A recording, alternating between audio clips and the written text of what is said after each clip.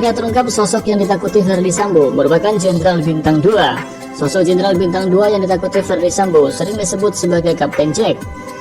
Lantas siapakah Kapten Jack yang merupakan Jenderal Bintang 2 itu?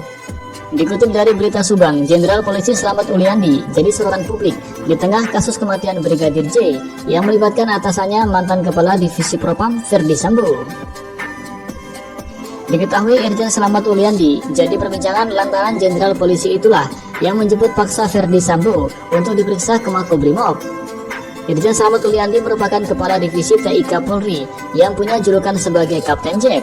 Ahli Hukum Tata Negara Refli Harun ternyata menyimpan sebuah dokumen putih yang dapat mengungkap identitas dari Irjen Slamet Uliandi. Refli Harun merasa tertarik untuk membahas serta mendalami profil yang dimiliki oleh Irjen Slamet Uliandi alias Kapten Jack. Yang menarik dari Slamet Uliandi, ia adalah Wakil Ketua Satgasus.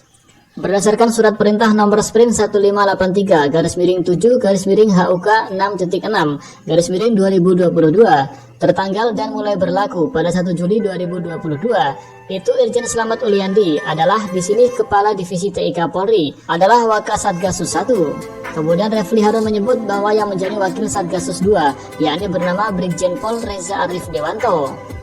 Slamet Uliandi juga satu angkatan dengan Ferdy Sambo, yaitu angkatan 1994. Tetapi dia lebih senior dibandingkan Ferdy Sambo karena ia terlahir di tahun 1971, sementara Ferdy Sambo kelahiran Februari 1973. Jadi wajar kalau yang diperintahkan adalah Slamet Uliandi. Ia mungkin rekan satu perjuangannya di Satgasus, tambah Refli Harun. Ini menarik karena Satgasus jemput Satgasus, tapi kita tidak tahu sejauh mana sepak terjang Slamet Uliandi.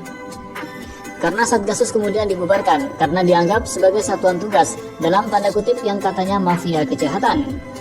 Dalam raker Komisi 3 DPR RI, Kapolri Jenderal Listio Sigit Prabowo mengungkapkan sosok yang ia perintahkan untuk dapat menjemput paksa Ferdy Sambo. Irjen Slamet Uliandi merupakan Jenderal Bintang 2 yang mendapat perintah Kapolri menjemput Irjen Ferdy Sambo setelah mendapat keterangan dari Baradae. Kapolri Listio Sigit Prabowo menjelaskan Sambo awalnya masih tidak mau mengakui perbuatannya. Saat itu Sambo bersikukuh dengan keterangan awalnya, yakni terjadi baku tembak antara Baradae dan Brigadir J, sehingga mengakibatkan Brigadir J tewas. Karena masih tidak mau mengaku, akhirnya Sambo pun dikurung di Makobrimob. Pada 6 Agustus 2022, Baradae mengajukan untuk membuka kasus pembunuhan berencana Brigadir J melalui tulisan agar semua bisa menjadi terang benderang.